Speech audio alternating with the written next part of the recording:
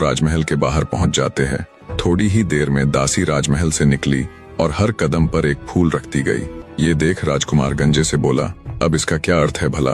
गंजा बोला, राजकुमारी को हमारे आने की खबर हो गई है, उसने तुम्हें पहचान लिया है और इन फूलों के जरिए हमें बाग में रुकने का संदेश भेजा है।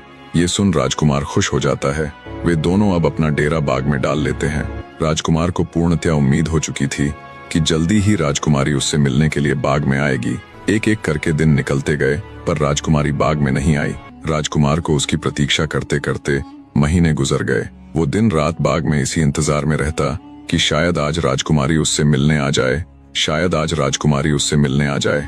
परंतु राजकुमारी फूलमदे राजकुमार से मिलने बाग में नहीं आई। राजकुमार द्वारा यात्रा के लिए लाया गया सारा धन भी खत्म हो जाता है, जिससे राजकुमार और गंजे की चिंता बढ़ती जा रही थी। पर फिर एक दिन राजकुमारी की दासी फूलों का गजरा गूंथने के लिए बाग में आती है।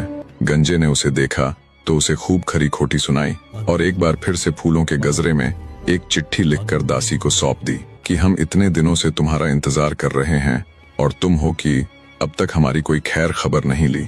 हमारा यात्रा के लिए लाया धन भी समाप्त हो चुका है।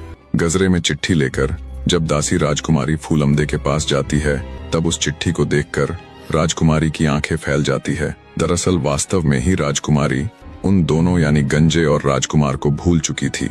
जब उसने चिट्ठी देखी तो उसे स्मरण आया कि राजकुमार कितने दिन से अपने मित्र के साथ उसके इंतजार में बाग में ठहरा हुआ है। उसने तुरंत दासी के हाथों एक काली हंडिया जिसमें नीचे बहुत से हीरे मोती और उनके ऊपर एक रस्सी तथा घोड़े की लीद रखकर भिजवा दी। दासी द्वारा